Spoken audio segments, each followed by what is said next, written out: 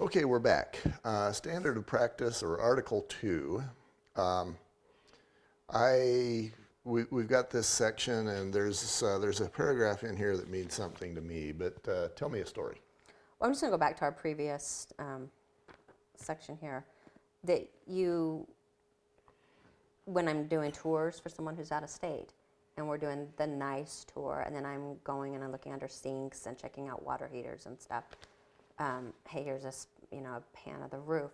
Um, I'm not a home inspector, and I do say that on my videos. Don't hold me responsible. I'm not. I'm not a home inspector. This is just what I'm seeing. I'm not seeing any leaks under the sink. But I'm not an inspector, so there may be some corrosion at some PEX pipe that I'm missing.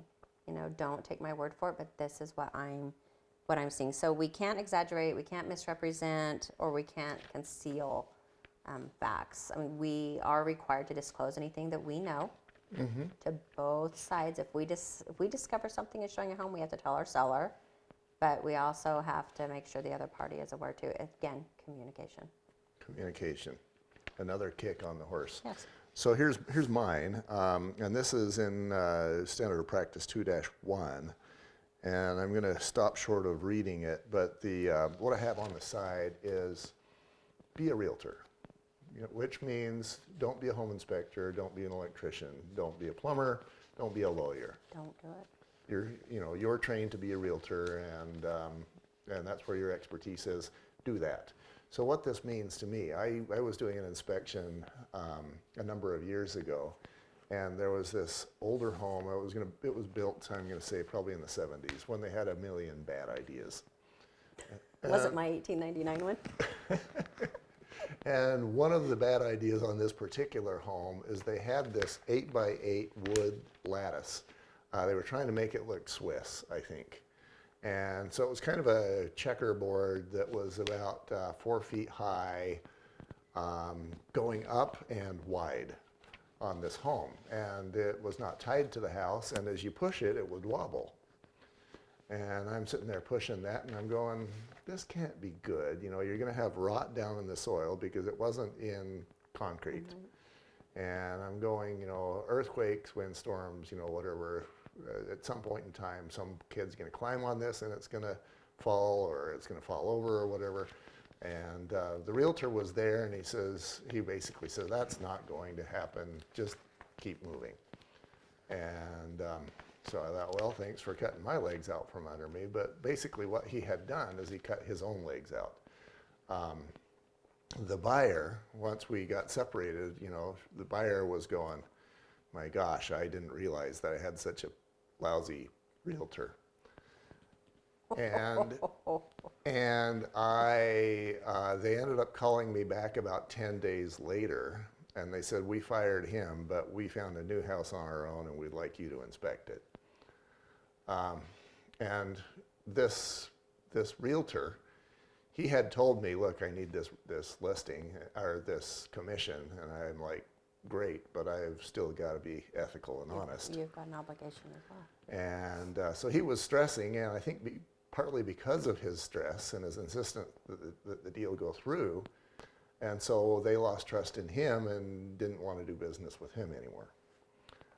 This lattice wasn't that big a deal. It could have simply been removed. Right. So anyway, I'm sure that he missed a house payment or two. Not because of the lattice, not because of me, but because he stopped being a realtor at that moment and started being a home inspector. But in his perception, you killed that deal. Yes, I did. That cost him. Yeah.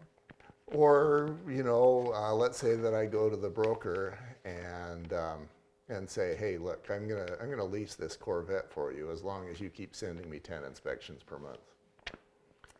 Oh, I would say that's highly unethical. Yeah. Now, here's one that has always kind of stuck in my craw. Okay. And there's a lot of big name companies that do this. But let's say that the company comes to me, the home inspector, or me, the whatever, and says, hey, if you'll pay us X number of dollars per month, you'll be one of our preferred providers.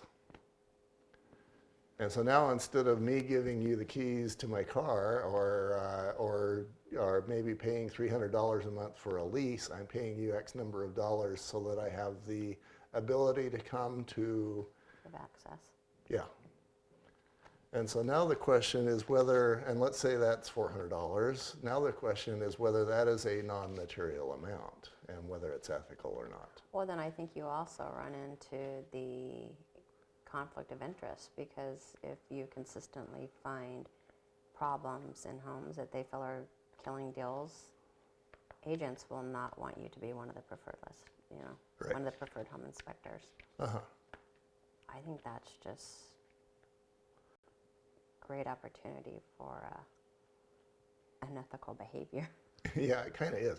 I think that would almost come down to a personal ethics thing, because there are plenty of opportunities to pay to play, Uh-huh. for, lenders sponsoring websites Mm-hmm. and, realtors on the different websites that they advertise on. So I think everything has to fall underneath, following the guidelines from the division. Mm-hmm. But, then you come into the question, are you willing to cut corners, because they're not going to keep taking your money if they feel like you're costing their agents deals or they're getting complaints from their agents. Right. So they'll probably ask you to stop. Or, if this is the understanding that this is how you're going to play, if you feel like your hands are going to be tied in doing your job properly and protecting your clients, then I would question the ethics behind that there too. I'm not a pay-to-play person either, Uh-huh. because I just work on reputation. Like, I don't buy into a ton of websites. I don't, work with a certain group to promote myself. But there are agents that do and do that well. To me, I just stay as far away from the ethics line Mm-hmm. as possible.